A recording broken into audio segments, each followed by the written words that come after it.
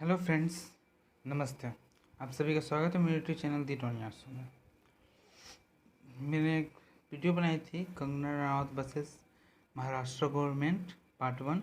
ये उसी का सेकंड पार्ट है। So let's start today's video.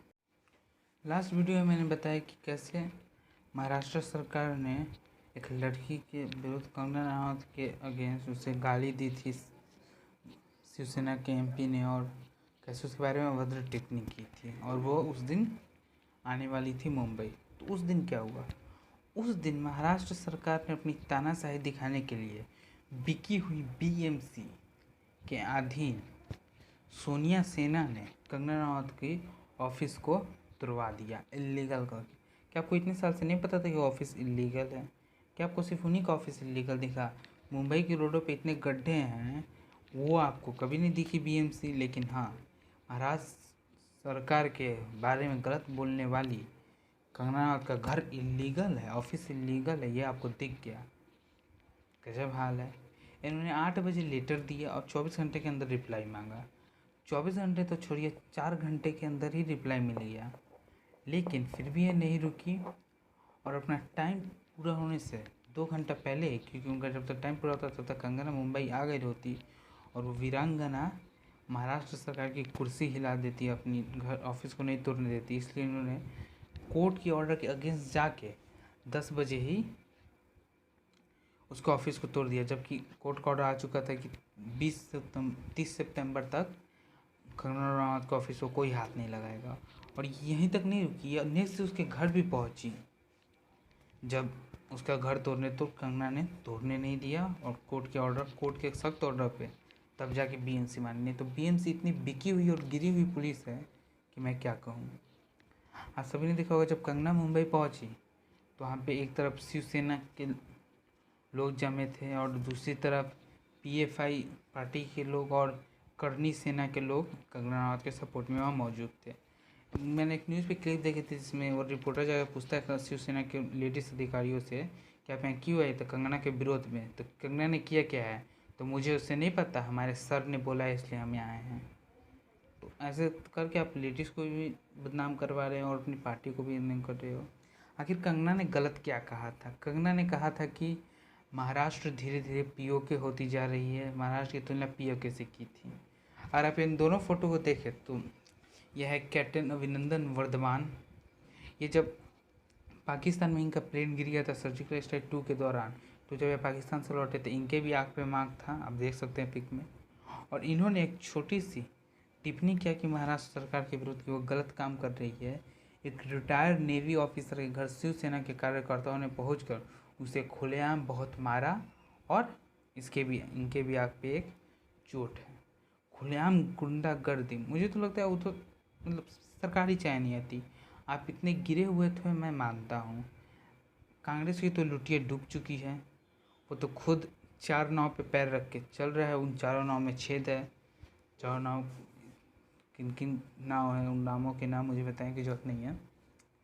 आप उस डूबे हुए नाव की सवारी के सहारे आप नाव पे चढ़ रहे हो, तो आप भूल रहे हो कि आपको वोट मराठी लोग हिंदुत्व के फेस पे देते हैं, ना कि बाला साहेब के ठाकरे के बेटे हो। इसलिए हिंदुत्व उस मराठा लोग उसी को वोट देगा जो पार्टी हिंदुत्व की बात करेगी और जो पार्टी विकास की बात करेगी। आपकी तरफ बिकी हुई सरकार को कभी कोई वोट नहीं देगा, ऐसा मैं जानता हूँ। और आप लोग ये एक क्लिप देखना। और ये चुनाव बिनाव वगैरह मुझे पसंद नहीं है, चुनावी बातें तो मैं न मानता नहीं। और because I am there the party has survived, है तो सबसे पहले उसकी भी कांग्रेस बनती। आप लोकतंत्र में विश्वास नहीं रखते? नहीं, लोकतंत्र क्या होता है? गुटबाजी है, ये सब चलते, ओनली ग्रुपिज्म। आपने इस क्लिप में देखा कि खुद बाला साहेब ठाकरे ने भविष्यवाणी कर दी थी कि मेरे ना रहने के बाद ये पार्टी भी कांग्रेस बन जाएगी, और आज ऐसा हो रहा है। शिवसेना कहो या सोनिया सेना या फिर एंटोनिया माइनो की इटली के लिए बिकी हुई भारत विरोधी सेना, आप कुछ भी कह सकते हो। और ये सारी की सारी सेना एक ही एजेंडा से वर्क करती है, एंटी इंडिया के। आज तक तो सिर्फ कश्मीर में और जेएनयू जामिया मिलिया में रखते थे नारे फ्री कश्मीर के। आज अब मुंबई में भी लग रहे हैं फ्री कश्मीर के नारे। और इसे डील कैसे करते हैं हमारे शिवसेना के सांसद संजय जी और पार्टी के मुख्यमंत्री, पार्टी के दलाल सोनिया सिन्हा के भक्त उद्धव। इसे कुछ इस तरह से डील करते हैं कि ये तो बच्चों का अधिकार है। इसी सरकार के आने के बाद आज तक जो काम दिल्ली में होता था JNU जामिया मिलिया में, वो सेम काम CA के अगेंस्ट प्रोटेस्ट मुंबई में भी हुआ था, एंटी इंडियन प्रोटेस्ट। और अब तो वो पकड़ा के भी जेल चल गए कि CNRC तो बहाना था, दिल्ली में दंगे तो पहले से तय थे। वो उमर खालिद जेल भी चला गया। और ये लोग ऐसे मानसिकता को प्रमोट कर रही है। तो अगर उपचुनाव करवा के देख लो शिवसेना अगर दम है तो आपको भी पता चल जाएगा आपकी कितनी औकात है, सोनिया सिन्हा को भी पता चल जाएगा उसकी कितनी औकात है, और बीजेपी अपनी औकात भी दिखा देगी आपको।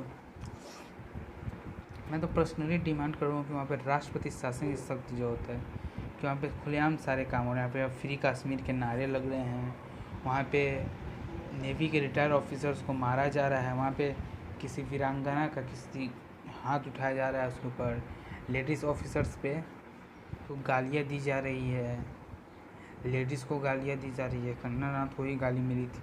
तो ऐसे के लिए राष्ट्रपति शासन सख्त ज़रूरत है। खुलेआम शिवसेना के कार्यकर्ताओं ने एयरपोर्ट पर नारे लगाए कि हम कंगना को मार देंगे, हम कंगना को छोड़ेंगे नहीं, कंगना दम है तो सामने आओ, तुम्हें तुम्हारी औकात दिखा देंगे। तब इन लोगों की लोकतंत्र हत्या नहीं हुई। लेकिन अगर कोई रिटायर्ड जनरल नेवी का एक छोटी सी टिप्पणी कर दे कि महाराष्ट्र सरकार सही से वर्क नहीं कर रही है, तो उसे मार देना भी लोकतंत्र की हत्या नहीं है। लेकिन लोकतंत्र की हत्या तो तब होती है जब JNU स्टूडेंटों पर लाठीचार्ज होता है। ऑल ऑफ द बॉलीवुड की हीरो हीरोइन, दीपिका पादुकोण से लेकर तापसी मन्नू से लेकर सिंगर्स विशाल डडलानी से लेकर सब के सब लिबरल्स वामपंथी बिके हुए सस्ते रोड छाप डैश हैं जो बिक चुके हैं अब। और सब एक ही इन लोगों का एजेंडा है, भारत के टुकड़े करवाओ। इसीलिए तो दीपिका पादुकोण ने भी साथ दिया था, इसीलिए लिबरल्स ने भी साथ दिया था। और शिवसेना अब डिमांड कर रही है अक्षय कुमार से कि अक्षय कुमार शिवसेना की तरफ से क्यों नहीं बोल रहे हैं। शिवसेना की एक अपनी अखबार है संगम, उस अखबार में छपी थी, आप लोग ये देख सकते हो कि why does Akshay Kumar does not support Shivsena. Marathi में लिखा हुआ है, मैं आपको हिंदी इंग्लिश में बता रहा हूँ मैं। तो अक्षय कुमार को भी आप लोग बदनाम करना चाहते हो, ज़बरदस्ती करके वो आपकी तरफ से बोलेंगे नहीं बोलेंगे।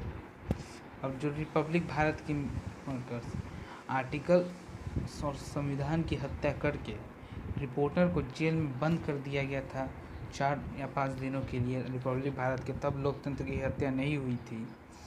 और जब JNU स्टैंड पे लाठी चली तो सोनिया गांधी कहती है लोकतंत्र की हत्या हो रही है। गजब बकचोदी है वे। मतलब थोड़ा तो मुझे इस पे एक गाना याद आ रहा है, आप सब देखिएगा। उद्धवा अजब तुझे सरकार, उद्धवा अजब तुझे सरकार, उद्धवा अजब तुझे। अमिताभ बच्चन एथीस्ट की पत्नी जया बच्चन एथीस्ट से कैसे डील करती है राज्यसभा में, जरा सुनिएगा। They come and speak for them, they support them. If there is a national calamity, they come forward, they give money, they give their services. I think that it is very, very important that the government must support this industry and not kill it just because there are few people. You cannot tarnish the image of the entire industry. Right. This industry brings international name and recognition also, apart from the political people. I was really embarrassed and ashamed that yesterday one of our members in the Lok Sabha spoke, who is from the industry, against, I'm not taking a name, against the film industry. It's a shame. जिस थाली में खाते हैं Thank you, Ma. उसमें छेद करते हैं। आज सभी ने इस क्लिप में देखा कि जया बच्चन ने माननीय सांसद हमारे बिहार के से जो भी गोरखपुर से सांसद रवि किशन के बारे में कैसी अभद्र टिप्पणी की। मैं उनसे पूछना चाहूँगा, अगर कंगना की जगह उनकी बेटी श्वेता होती और सुशांत की जगह उनकी बेटी अभिषेक की बॉडी लटकी हुई मिली होती तो क्या तब भी वो ऐसा ही बोलती? गजब गिरी हुई सरकार है, मतलब सरकार गिरी हुई है, बॉलीवुड गिरी हुई है। और हाल ही में जब कंगना पहुंची अपने घर मनाली शिमला तो उन्होंने ट्वीट करके ये भी बताया कि मुझे अब सिक्योरिटी नाम मत रखिए, क्योंकि मुझे यहाँ पे काफ़ी लोगों का प्यार मिल रहा है, काफ़ी लोगों का सपोर्ट मिल रहा है, काफ़ी लोगों ने मुझे प्रोत्साहित किया है। और ये भी कहा, उन्होंने खुलेआम सारे कर दिए हैं कि ड्रग्स के धंधे में और सुशांत सिंह राजपूत के मर्डर में उद्धव ठाकरे के बेटे आदित्य ठाकरे का हाथ है और उसे ही बचाने के लिए टिकट है। इसकी भविष्य मानी तो मैंने अपनी एक वीडियो में एक कोड लाइन के थ्रू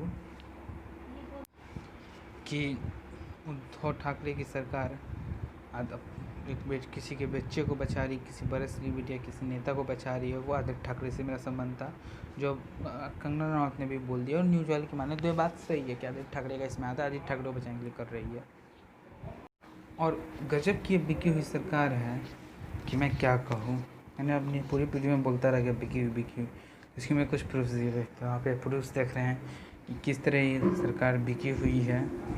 सो गलत मैं कहना चाहूँगा, कंगना का समर्थन कीजिए और इस उद्धव को उसकी औकात दिखा दीजिए कि जिस बाला साहेब ठाकरे के नाम पे, जिस हिंदुत्व के नाम पे आप सरकार में आए हो, बीजेपी के दम पे चुनाव जीत के बाद में अपने मुख्यमंत्री के लिए शरद पवार और सोनिया गांधी के हाथों बिक के शिवसेना से सोनिया सेना बन के अपनी सरकार बनवाई, वो आपकी सपना जल्दी चूर चूर होगा। जल्दी वहाँ पे या तो राष्ट्रपति शासन या पुनः बीजेपी की सरकार होगी। मैं एक चाहता हूँ कि वहाँ पे जल्द से जल्द राष्ट्रपति शासन लगा दिया जाए, क्योंकि वहाँ पे पूर्ण रूप से लोकतंत्र की हत्या हो रही है। जिस तरह से केजरीवाल की सरकार में दिल्ली में होता है फ्री कश्मीर के नारे, वैसे ही अब वहाँ पे भी लड़ रहे हैं, वहाँ पे भी इनको रोकने की सख्त आवश्यकता है। सो आज की वीडियो यहीं तक।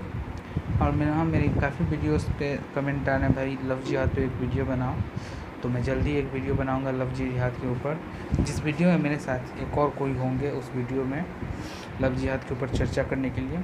सो आज की वीडियो यहीं तक। Have the good day. जय श्री राम, जय श्री कृष्ण, हर हर महादेव।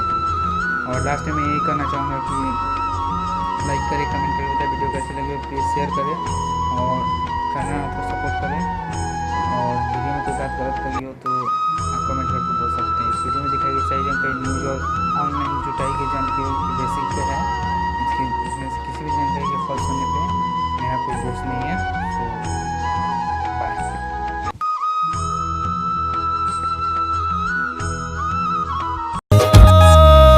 जिया हो बिहार के लाला, जिया तू हजार